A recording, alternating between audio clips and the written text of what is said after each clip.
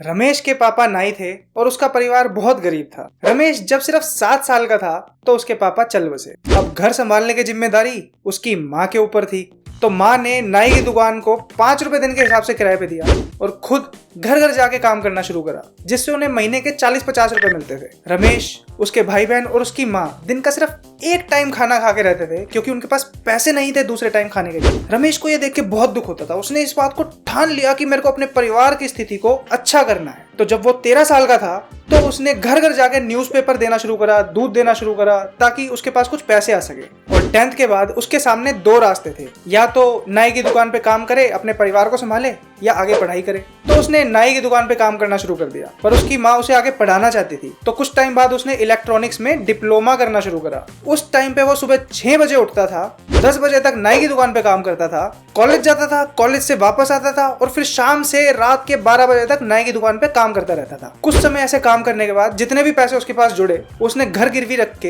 एक मारुति की omni car ली। वो महीने के कुछ 10 से 20 हजार रुपए कमाता था और कार की किस्त 6800 रुपए थी। तो उसने कार को रेंट पे देना शुरू कर दिया। रेंट पे देने से उसे प्रॉफिट होने लगा। उस प्रॉफिट को उसने री इन्वेस्ट करा और गाड़ियां खरीदनी शुरू करी। सन 2004 में उन्होंने मर्सिडीज बेंज खरीदने की सोची, जो कि उस टाइम पे 40 लाख की थी। सबने उन्हें मना करा, अरे नहीं, ये तो बहुत महंगी गाड़ी है, लुट जाओगे, नुकसान में आ जाओगे, इस चीज में पैसे मत डालो।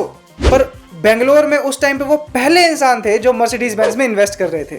उनका मानना था कि अगर बिजनेस करना है तो भाई रिस्क तो लेना ही पड़ता है, और उनका यह निर्णय सही साबित हुआ, क्योंकि उस कार ने उन्हें काफी प्रॉफिट दिया। उसके बाद वो सिंगापुर गए, जहाँ पे उन्होंने प्रोफेशनल हेयर कट ट्रेनिंग ली, क्योंकि वो साथ साथ अपना सैलून भी चला रहे थे जिसका नाम था इनर सर्कल। 2011 में उन्होंने रोल्स रॉयस ली, जो कि बहुत महंगी थी। उससे वो काफी कर्जे में आ गए। लोगों ने बोला, भाई अपनी महंगी महंगी गाड़ियां बेच दो, कर्जा उतार दो।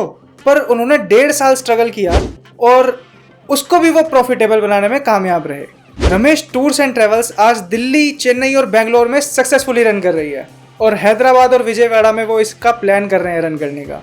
इस सर्विस को बड़े बड़े सेलिब्रिटीज जैसे अमिताभ बच्चन, शाहरुख खान और सचिन तेंदुलकर यूज कर रहे हैं। आज रमेश बाबू के पास 400 से भी ज्यादा गाड़ियां हैं, जिसमें 75 गाड़ियां Audi, BMW, Jaguar, Rolls Royce जैसी लग्जरी कार्स हैं। पर रमेश बाबू बड़े डाउन टू अर्थ इंसान हैं। आज भी वो अपनी बार्बर शॉप पे 65 से 150 रुपए में बाल काटते हुए मिल जाते हैं, और लोग उन्हें बिलियनियर बार्बर के नाम से जानते हैं, क्योंकि उनकी नेट वर्थ इस टाइम पे 16,000 करोड़ रुपए है। ड्रैगन्स परसेप्शन में आपका स्वागत है। बचपन में हमसे पूछा जाता है कि भाई बड़े हो गए क्या बनना है आपको, तो क्या आप वही बने जो आप बनना चाहते थे या कुछ और बने? और उससे भी जरूरी सवाल कि आपकी जिंदगी का गोल क्या है। जैसे रमेश बाबू को बचपन से नहीं पता था उन्हें क्या करना है, पर उन्हें गाड़ियों का शौक था, तो उन्होंने अपनी गाड़ियों के आसपास ही एक बिजनेस बनाया, जो कि बहुत ही सक्सेसफुल हो गया। बचपन से हमें स्कूल में ये सिखाया जाता है, भाई पढ़ो लिखो और एक अच्छी जॉब करो। बहुत सारे बच्चे सरकारी नौकरी के लिए तैयारी करते रह जाते हैं, और स्कूलों में हमें ये नहीं सिखाया जाता कि आपकी ज़िंदगी का मकसद क्या है। बहुत सारे लोग सोचते हैं कि भाई मुझे तो पता है, मुझे डॉक्टर बनना है, मुझे इंजीनियर बनना है, मुझे एक्टर बनना है, पर ये वो पैसा देख के चूज कर रहे होते हैं। उनका प्रोफेशन है जिससे वो पैसा कमाना चाहते हैं। उनको अपना जिंदगी का पाथ कैसे पता चलेगा? How does one find there path in life? जैसे रमेश बाबू को बचपन से नहीं पता था कि उन्होंने बड़े होकर क्या करना है, पर उन्हें यह पता था कि मुझे गाड़ियों का शौक है, और उन्होंने उसी के आसपास एक बिजनेस बनाया जो कि बहुत ही सक्सेसफुल हो गया। एक अच्छी जिंदगी के लिए हमें मेंटल डेवलपमेंट, फिजिकल डेवलपमेंट और इमोशनल डेवलपमेंट की जरूरत होती है। स्कूल्स में मेंटल डेवलपमेंट पे फोकस किया जाता है। तभी जो लोग स्कूल में टॉप कर रहे होते हैं, वो स्कूल के बाद अपनी जिंदगी में बहुत कुछ अच्छा नहीं कर पाते जितना वो कर सकते हैं, क्योंकि जो बाहर की दुनिया में सक्सेसफुल होने के लिए स्किल चाहिए, जो समझ चाहिए, वो हमें स्कूल में नहीं सिखाई जाती। एजुकेशन सिस्टम एंटरप्रेन्योर और बिजनेसमैन के लिए कोई आइडियल एनवायरनमेंट नहीं है। तभी बहुत सारे लोग जिन्होंने अच्छे से पढ़ाई नहीं भी की, जैसे रमेश बाबू, कल्पना सरोज, वो अपनी जिंदगी में बहुत सक्सेसफुल हो गए हैं, क्योंकि एंटरप्रेन्योरशिप के लिए अलग स्किल, अलग अप्रोच, अलग माइंडसेट चाहिए होता है। जैसे रिस्क टेकिंग एबिलिटी चाहिए होती है, इनोवेशन चाहिए होती है, क्रिएटिविटी चाहिए होती है, out of the box thinking चाहिए होती है, और ये सब चीजें हमें स्कूल में नहीं सिखाई जाती। हम ऐसे बहुत सारे लोगों को जानते हैं जो अपनी जॉब से अच्छे पैसे कमा रहे हैं, पर वो अपनी जॉब से खुश नहीं है।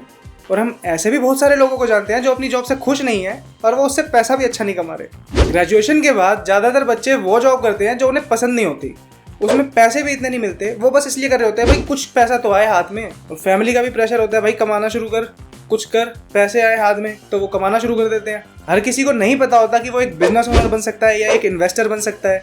वो उसे तभी पता चलेगा जब उसके पास इसकी राइट इन्फॉर्मेशन होगी तब वो इन ऑप्शंस को एक्सप्लोर कर सकता है और वो ये बन सकता है अगर वो इसमें इंटरेस्टेड है तो।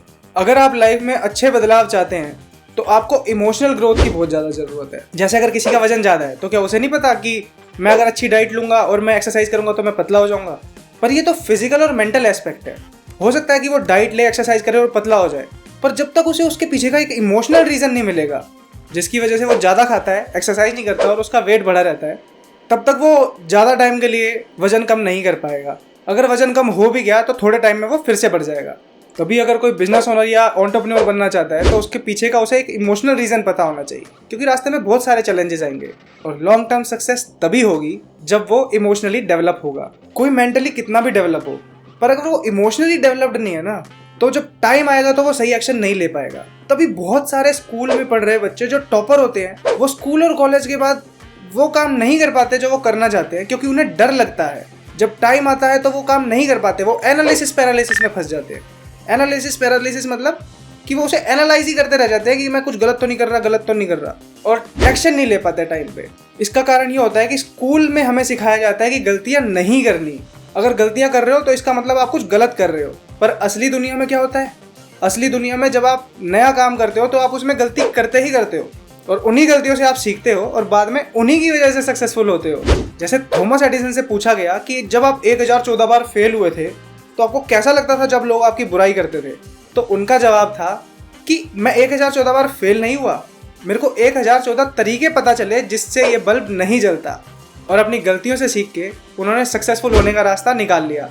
तभी बहुत सारे लोग अपनी जॉब को छोड़ के वो नहीं कर पाते जो वो करना चाहते हैं, क्योंकि उन्हें वो करने में डर लगता है। उनका डर उनके ऊपर हावी हो जाता है। इस तरह के डर को काबू करने के लिए इमोशनल एजुकेशन का रोल बहुत इंपॉर्टेंट है। इसी इमोशनल डेवलपमेंट की वजह से लोग सक्सेसफुल होते हैं। जैसे रमेश बाबू ने कोई स्कूल से इतनी अच्छी पढ़ाई नहीं की थी, कल्पना सरोज ने कोई स्कूल से इतनी अच्छी पढ़ाई नहीं की थी, पर उन्होंने अपनी ज़िंदगी से सीखा। उन्होंने मेंटल और फिजिकल डेवलपमेंट के साथ इमोशनल डेवलपमेंट भी सीखी, जो उन्हें ज़िंदगी की ठोकरों से सीखने को मिली। अपनी ज़िंदगी को जीने का एक सही रास्ता ढूंढना ये कोई आसान बात नहीं है। बहुत बार हम रास्ते से भटक जाते हैं और वापस आना बहुत मुश्किल हो जाता है। अगर आपको लगता है कि अभी तक आपको अपनी ज़िंदगी जीने का सही रास्ता नहीं मिला है तो मैं चाहता हूँ आप अपने दिल पे हाथ रख के पूछें कि आपको किस चीज़ से सबसे ज़्यादा खुशी मिलती है। आपको ज़िंदगी में बदलाव की ज़रूरत है अगर आप ऐसा कुछ सोचते हैं, यार मुझे ना काम में मज़ा नहीं आ रहा, कब काम ख़त्म हो और मैं घर जाऊँ, कब छुट्टियाँ आए और कब मेरे को आराम मिले, या आपके कुछ और सपने हैं जिनको आप पूरा करना चाहते हैं। Finding your path in life should be your ultimate goal, और उसका आपके प्रोफेशन से, आपकी सैलरी से, आपके जॉब टाइटल से कोई लेना देना नहीं है। जो आपका असली गोल है वो आपकी ज़िंदगी को एक मीनिंग और एक पर्पस देगा, और उस गोल के पाने के रास्ते में आपको बड़ी खुशी होगी। तो याद रखिए, the path is the goal.